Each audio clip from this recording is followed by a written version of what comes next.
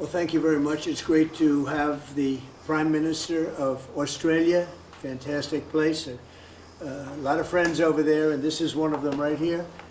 The Prime Minister is, as you know, Anthony Albanese, and he's highly respected, done very well in his election, and I hear you're very popular today, right? I mean, it varies from day to day, but with all of us. But he's done a fantastic job as the Prime Minister. We're here to talk about trade, submarines, lots of other military equipment. They're big orders of our great military equipment. We have the best equipment anywhere in the world by far.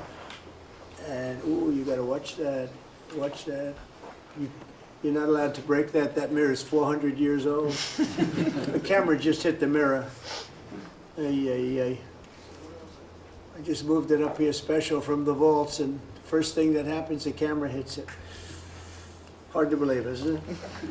Hard to believe. But these are the problems in life. So we're going to be here to talk about lots of different things, and we might take a few questions before, but we are discussing critical minerals and rare earths, and we're going to be signing an agreement that's been negotiated over a period of 4 or 5 months.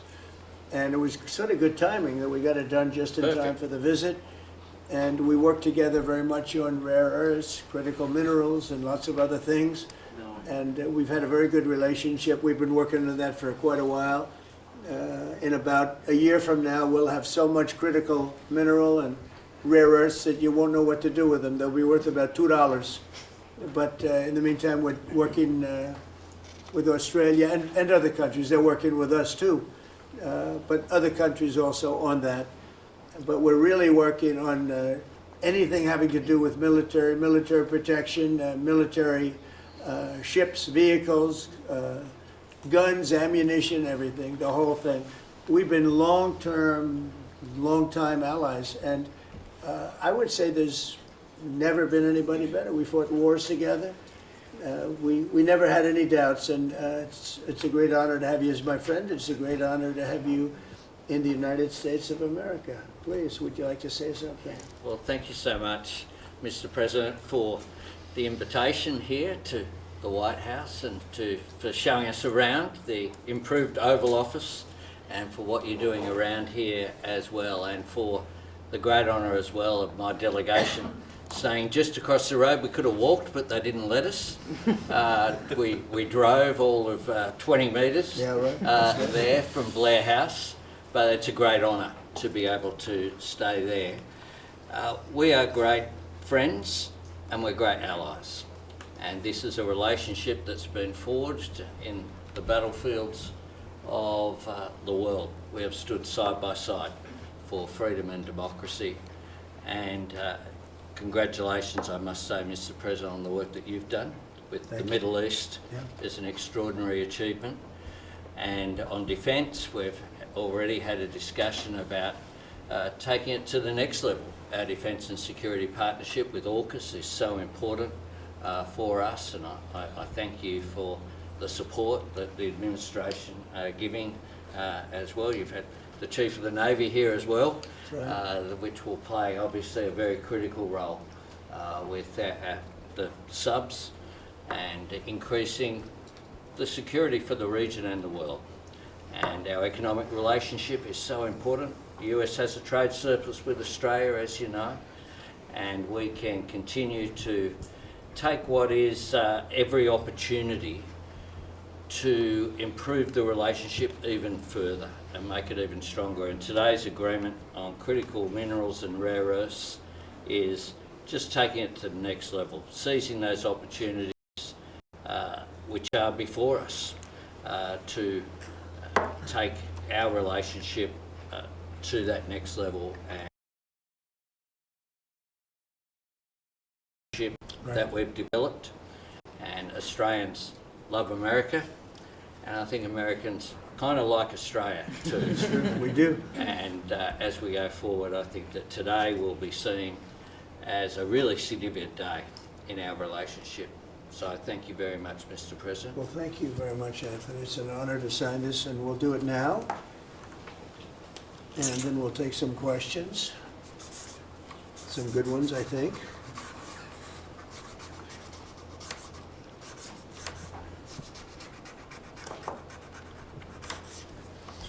Okay.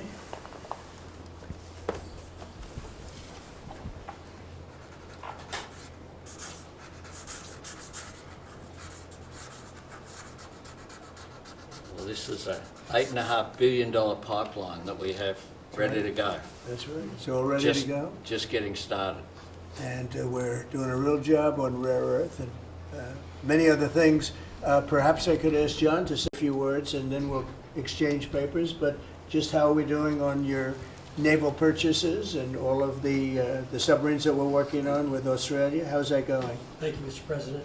Obviously, Australia is a very important ally of ours in the Indo-Pacific and in every battle. They've fought with us since World War I and have always been side by side. The facility that they're building, Surf-West, is critical and very important to our ability to project power in the Indo-Pacific and work with our allies. So we're working very closely. I think what we're really trying to do is take the original AUKUS framework and improve it for all three parties and make it better and clarify some of the ambiguity that was in the prior agreement. So it should be a win-win for everybody. So. And the submarines that we're building for Australia are starting to really move along, right? The process is getting very exciting, isn't it? We're getting better. That's good. Very good. It's going to be great. Thank you very much. Maybe we'll hold this up. Okay.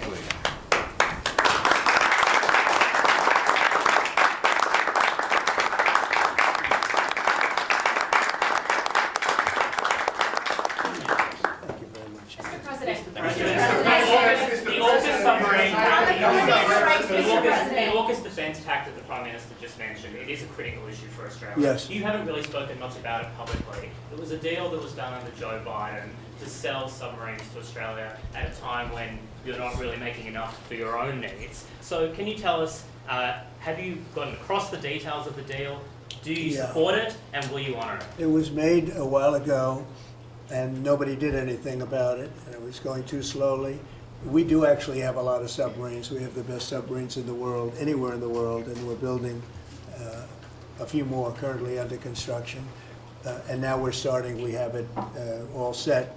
With Anthony, we've worked on this long and hard, and we're starting that process right now, and I think it's really moving along very rapidly, very well. But if the submarine production doesn't continue, how can you guarantee Australia will get the bonds? Oh, it's getting, oh no, they're getting. Mr. President, at least 32 people have been killed in those. Excuse me, you're next. Thank you.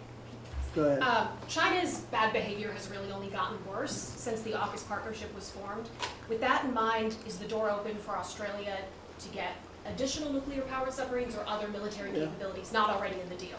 I think China's been very respectful of us. They're paying tremendous amounts of money to us as in the form of tariffs. As you know, they're paying 55%. That's a lot of money. They never were paying anything over years and years and years. But they were like anybody else. A lot of countries took advantage of the U.S. They're not taking advantage anymore. No, China's paying 55% and a potential 155% come November 1st, unless we make a deal. And I'm meeting with President Xi. We have a very good relationship. We're going to be meeting in South Korea in a couple of weeks, and we'll see what we can do. We have a very good relationship with China, but you know, it's been probably a little bit like your relationship with China. They try and take advantage, but most countries do. I mean, I can say the European Union took advantage, but not anymore. We worked out a very fair trade deal. Japan, we worked out a very fair deal. South Korea, where I'll be meeting President Xi, we worked out a very fair deal. And I expect we'll probably work out a very fair deal with President Xi of China. So most of you will be with us. It's going to be very exciting. And I think we're going to work out something that's good for both countries. Are you at least interested in expediting, excuse me, are you at least interested in expediting the nuclear-powered subs to Australia? Well, we are doing that, yeah. We're doing that. We have them moving very, very quickly. Mr. President, I don't think you've ever been to Australia. Have you thought about coming to Australia and trying out some of the golf courses? I would, and I actually have been to Australia, and I did play one of your great golf courses. They have great golf courses there. But I have been to Australia, actually. Would you come again? Oh, I would. In fact, I've been invited to go, and Indeed. I'll have to give it serious consideration. No, it's a real Did possibility. the Prime Minister invite you today? He did. I'm more serious. And perhaps we could time it, must be said, with the President's Cup that Australia hosts as well. More seriously, When is the President's Cup? We'll organise a time suitable for you, Mr. President. Okay, please, in the back, On please. China. Yeah, in the back, please. Yeah, Mr. President, the Prime Minister mentioned that there's a trade imbalance that's very heavily in America's favour. Why does America slap such heavy tariffs on a friend and ally? Well, we like don't, yeah. Australia? Well, we do in some cases. We do in many cases because we've been treated unfairly. But actually, the tariffs are very light. The one thing is you buy a lot of airplanes, so that helps because you buy a lot of the beautiful Boeings, the best of the Boeings. Boeing, and by the way, Boeing is really doing well. They have lots of orders, and they're really doing a great job. They make a great plane. But Australia, because of its location, which is great, but one of the things dictated by that location is you have to order a lot of airplanes. So I guess we have that advantage. They need a lot of airplanes in Australia, and that gives us a little bit of an... Mr. President. Mr. President, yeah, your Secretary of War, Pete Hegseth, in his Shangri-La speech in, I think it was May, warned about the potential likelihood or threat of President Xi ordering an invasion of Taiwan. 2027 is also the year that Fleet Base West is supposed to start rotating those US and UK submarines. Do you see AUKUS as a deterrent for China in the Indo-Pacific? Yeah, I do. I think it is, but I don't think we're going to need it. I think we'll be just fine with China. China doesn't want to do that. First of all, the United States is the strongest military power in the world by far. It's not even close. Not even. Nobody's going to mess with that. And I don't see that at all with President Xi. I think we're going to get along very well as it pertains to Taiwan and others. Now, that doesn't mean it's not the apple of his eye, because probably it is. But I don't see anything happening. We have a very good trade relationship. We're going to have a very good, I think when we leave South Korea, it could be wrong, but I think we'll end up with a very strong trade deal. Both of us will be happy. I don't see that happening now. Mr. President, given the trade surplus that the US enjoys with Australia, would you consider lifting the tariffs that you've imposed on Australia? And can you give us any details about the critical minerals Yeah, well, the agreement tariffs that's have been been signed? amazing because, tariffs have been really a reason that I was able to settle almost all of the, I've settled 8 wars in 8 months. Not bad. I have one more to go. It's Russia, Ukraine, and I think we'll get there, but it's turned out to be nasty because you have 2 leaders that truly hate each other. You can't have it all, right? They hate each other beyond all else, and it makes it actually a little bit difficult. But we try, of the 8 deals, I would say because of tariffs, 4 or 5 of them were settled.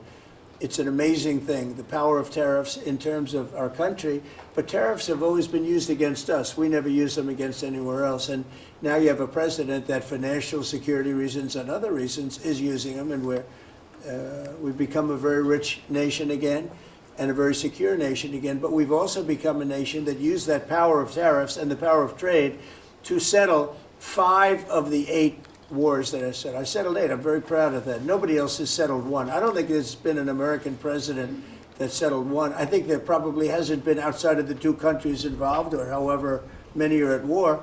I don't think there's ever been an outside country that settled a war, period.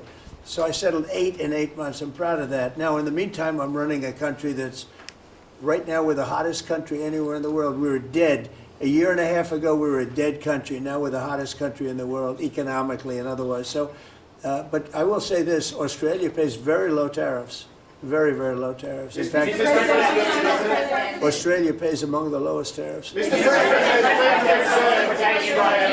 President, Go ahead. Mr. President, there's been concern in Australia that it's taken 9 months to get this meeting. Have you had any concerns with this administration, with the stance on Palestine, climate change, or even things the ambassador said about you in the past, the Australian ambassador? I don't know anything about him. I mean, if you said bad, then maybe he'll like to apologize. I really don't know.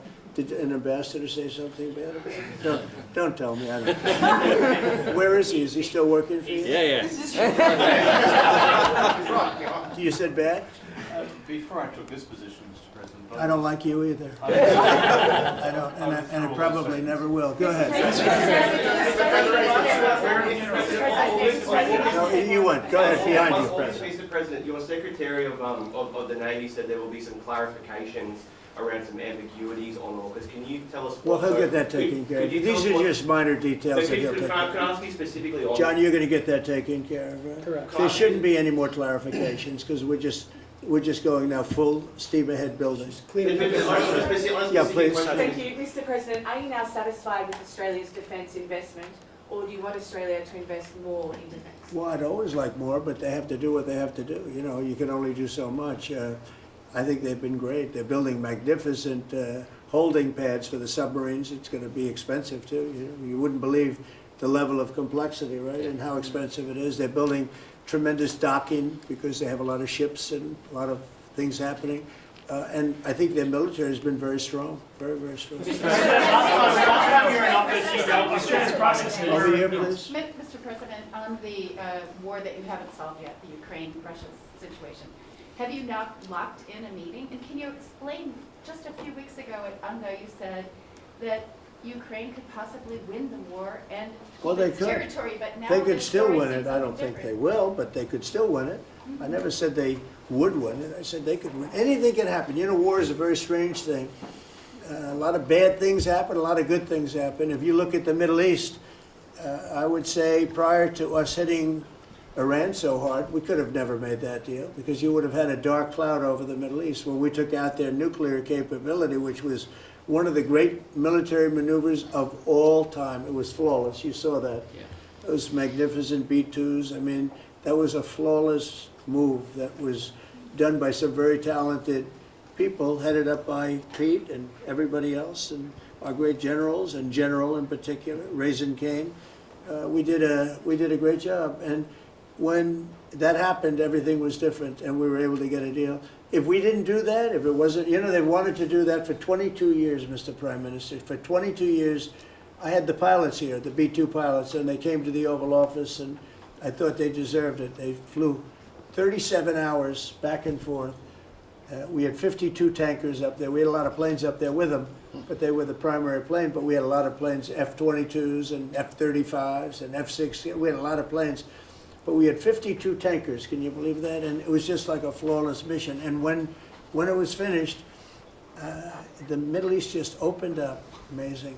And they've wanted to do it for 22 years. The pilots came up to me, they said, you know, for 22 years we practiced this maneuver. 3 times a year for 22 years, our predecessors and us. These are now young pilots, you know, but they're older now, predecessors practiced it. And they said, we never had a president that would let us do it, but I let him do it, and it totally opened up the Middle East. It took the cloud over the, you know, we had a dark cloud over the Middle East, and now it's all, I mean, we have a little situation relatively with Hamas, and that will be taken care of very quickly if they don't straighten it out themselves, because they're in violation of their agreement.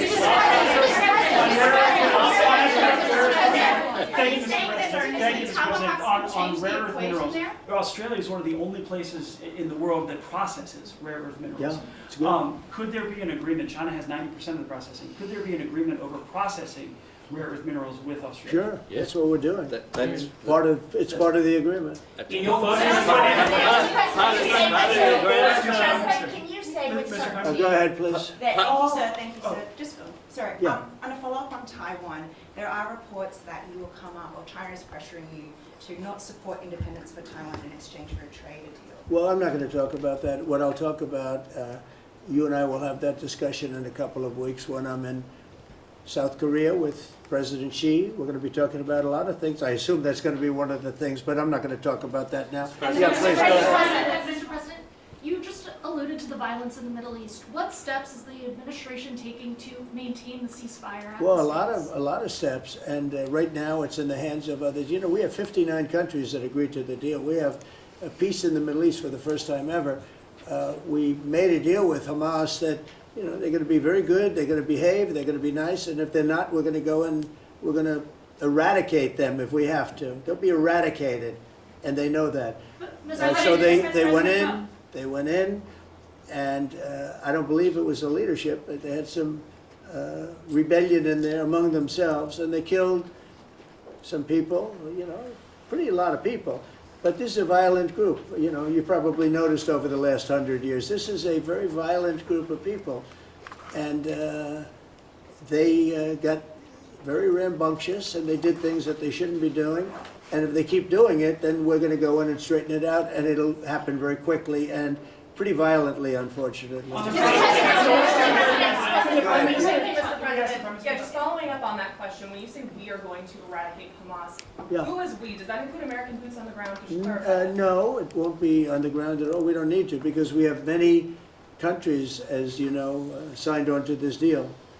The way I view it, 59 countries, and unanimous. There's never been, nobody ever believed it was countries that 4 months ago didn't like each other, and now they're all aligned together.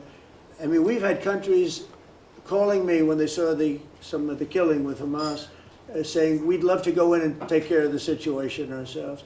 In addition, you have Israel would go in 2 minutes if I asked them to go in. I could tell them, go in and take care of it. But right now, we haven't said that. We're going to give it a little chance, and hopefully there will be a little less violence. But right now, you know, they're violent people. Hamas has been very violent. But they don't have the backing of Iran anymore. They don't have the backing of really anybody anymore. They have to be good. And if they're not good, they'll be eradicated.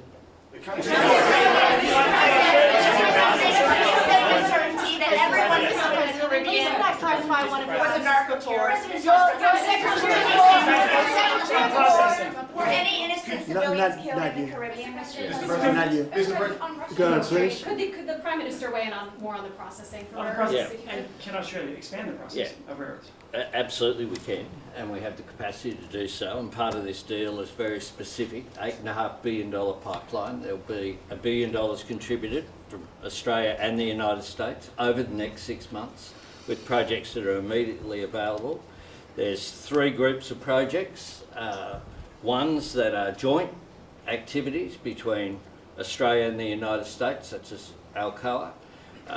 Secondly is projects that will be US investment that the US will undertake in Australia, including processing, and then ones that Australia will undertake, some as well. One of them is Australia, the US and Japan as well. So what we're trying to do here is to take the opportunities which are there. Australia has had a view for some time, a bit similar to putting America first. Right. Our plan's called A Future Made in Australia, which is about not just digging things up and exporting them, but how do we make sure that we have across the supply chains with our friends being able to benefit, seize those opportunities. So we certainly see part of what this is about isn't just digging things up, it's also about processing, including the joint ventures between Australia and the United States. Prime Minister, can the US and Australia really compete with China? Aren't we decades behind in terms of the development of critical minerals and rare earths? You've been reading the wrong newspapers. We're not decades. We are way ahead of China militarily, the United States. We're way ahead of them in every form of military, other than they're building a lot of ships, and we'll have that started. We'll be catching them on that. When it comes to critical minerals, though, Mr. President? When it comes to weaponry, when it comes to, I'll go right now, AI. The big thing is AI. They're building more plants in this country than anybody ever imagined. We're going to have over $20 trillion of investment for this year. Where the most we ever had was a tiny fraction of that.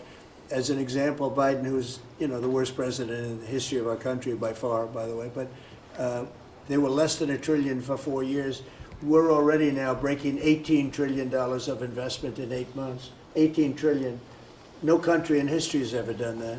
We're way ahead of China in AI, and we're way ahead of China militarily from the standpoint of the sophisticated weapons. We have weapons that a lot of people don't even know about it. I got them started 4 years ago. I rebuilt the military 4 years ago, fortunately, because Biden didn't do anything but give a piece of it away to Afghanistan.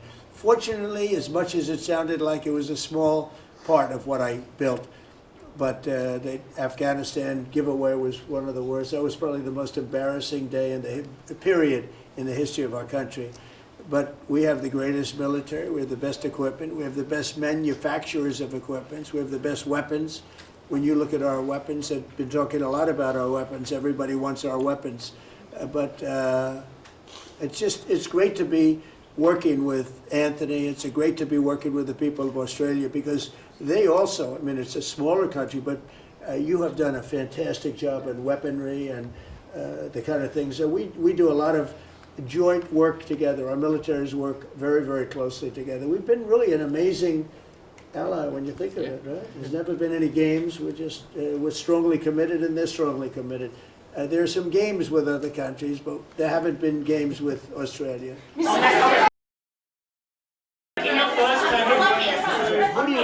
Where do you come from? I'm from Australia. Who are you with? The Sydney Morning Herald. Nasty guy. Go ahead. Oh, sorry.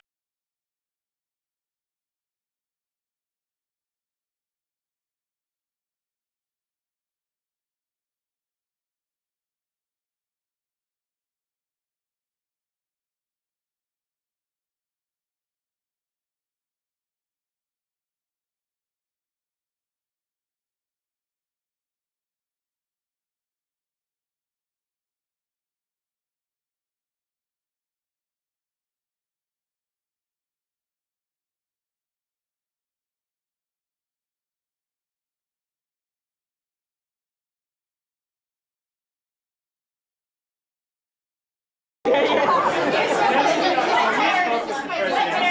President, when you spoke with President Putin on Thursday, did you discuss his ongoing attacks on civilian areas in Ukraine? Yeah. Did you say cut it out? Did you say show an article of good faith to me? I did. But as you know, most of the people dying are soldiers. The soldiers that are dying in Russia and Ukraine, it's unbelievable. 5,000 to 7,000 a week. Can you believe it? And I look at that and I say it's pretty amazing. But in addition to that, there are attacks on Kiev and some of the other places. And it's human lives, but the big number of human lives is soldiers that are being killed in the battlefield. Anywhere from 5,000 to 7,000, sometimes more than that every single week. It's not even believable. It's a bloodbath. It's the worst since the Second World War, the worst number of people. And you know, it doesn't affect us in any way. We don't pay anything because now they pay us for the weapons that they get. The NATO is paying us for the weapons, as you know. It doesn't affect, I guess you could say that's a positive thing, they pay us, but I'm not interested in that. I did straighten it out. Biden gave them $350 billion. Can you believe it? And all they did is get deeper in. It's a shame. Gave them $350 billion. A lot of lives were lost. That's a war that would have never happened if I were president. But we do speak about that. I speak about all of the lives, but I do speak about the civilian lives. The First Lady has done such an amazing job on the Ukrainian children who were abducted by Russia. Would you support Senator Lindsey Graham's bill to declare Russia a terrorist state? And you have within your power the most powerful man on earth. Why don't you just enable Ukraine to finish this war tomorrow? Well, if you knew anything about what you were talking about, I do. You do? I don't think you do, really. I don't think you do because it's a little more complicated than that, but it sounds easy. We're in the process of trying to make a deal. If we make a deal, that's great. If we don't make a deal, it'll be, a lot of people are going to be paying a big price. And on the abducted children? And on the abducted children, Mr. President? President Trump, so a question to both of you, if you don't mind. So I love his haircut. I'm going to try that. No, I love it. So, as you all know, China controls 90% of the global supply of critical minerals. They have launched attacks on Australian companies, primarily Lynas Rare Earths. What will happen to China if they don't play fair with this? So, it's a very interesting question.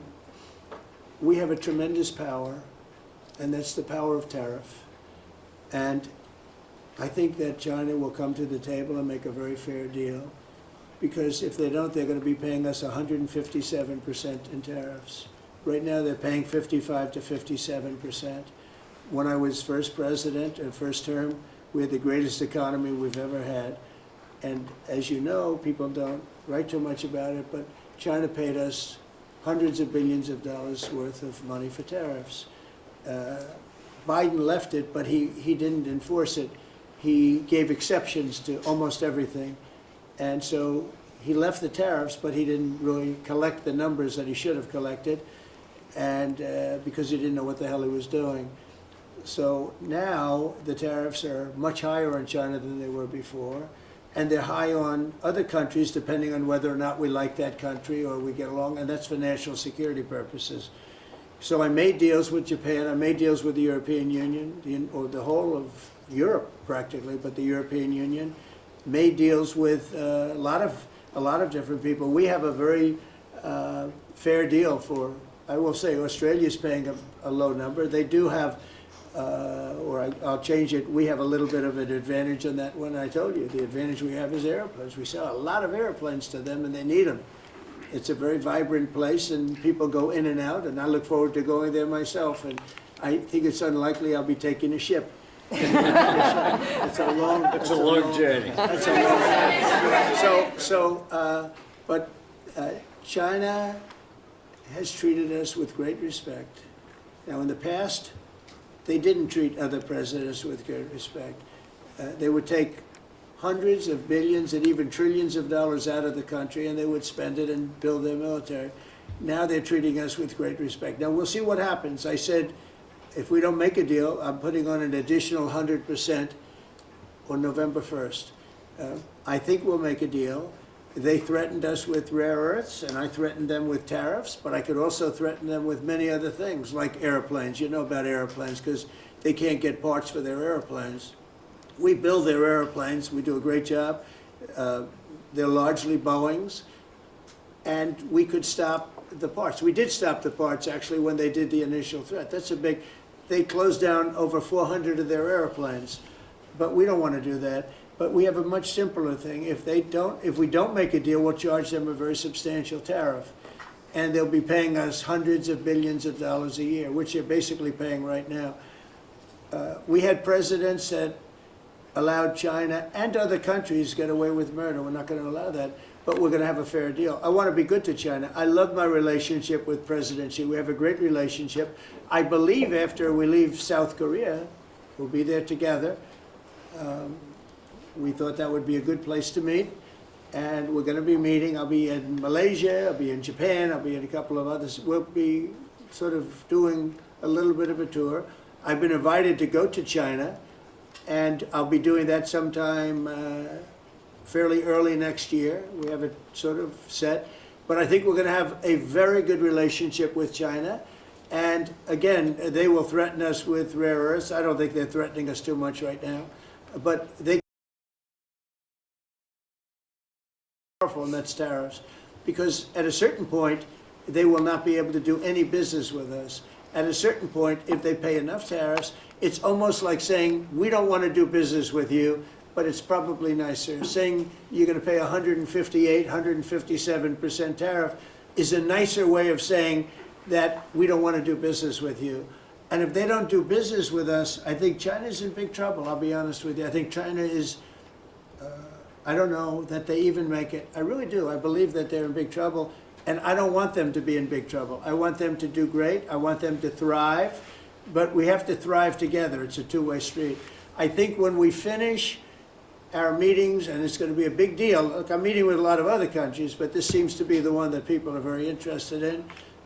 I think when we finish our meetings in South Korea, China and I will have a really fair and really great trade deal together. I want them to buy soybeans. They stopped buying our soybeans because they thought that was punishment.